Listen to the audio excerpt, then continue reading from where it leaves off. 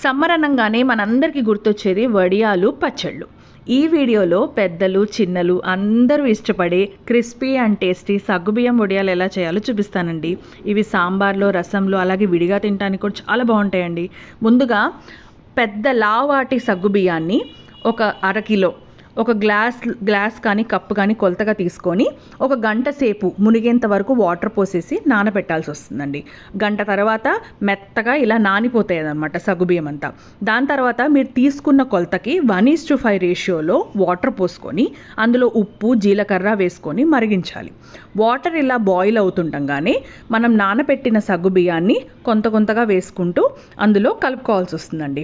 So దీనికి ఏంటంటే కొంచెం కంటిన్యూస్గా మనము కలుపుతూ ఉండాలి, లేకపోతే తొందరగా అడుగు అనేది అంటుతుందన్నమాట.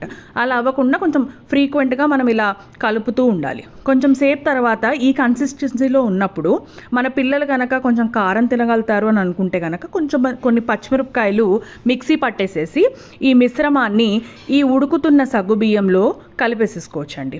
చాలా టేస్టీగా ఉంటుంది. కొంతమంది తెల్ల నువ్వులు కూడా వేసుకోవచ్చు మీరు. సో ఇలా కలిపేసేసుకున్నాక కొంచెం సేపు మరగనివ్వాలి. ఒక పావు గంట సేపు మరగనిస్తే మనకి నురగగా వస్తుంది. ఇలా ఈ కన్సిస్టెన్సీలో బాగా ఈ సగ్గుబియ్యం అనేది బాగా ఉడుకుతుంది అనమాట. దీని తర్వాత ఆపేసేసి స్టవ్ని చల్లార్చాలి. ఈ చల్లార్చిన మిశ్రమాన్ని మనం ఒక ప్లాస్టిక్ షీట్ అవనియండి, లేకపోతే ఒక సిల్క్ బట్ట అవనియండి తడిపేసేసి దాని మీద ఒక పెద్ద వెడల్పు స్పూన్తో ఇలా వేసుకుంటూ ఉంటే వడియాలు అనేవి చాలా చక్కగా వస్తాయండి. ఇవి 2 రోజుల పాటు ఎండలో మనం ఎండనివ్వాలి. దాని తర్వాత విడిగా తీసేసేసి ఒక పళ్ళెంలో వేసుకొని ఇంకో 2 రోజులు ఎండలో ఉంచామంటే కనుక చాలా క్రిస్పీగా టేస్టీగా మనకి ఫ్రై చేసినప్పుడు వడియాలు అనేవి చాలా బాగా వస్తాయండి. ట్రై చేసి చెప్పండి.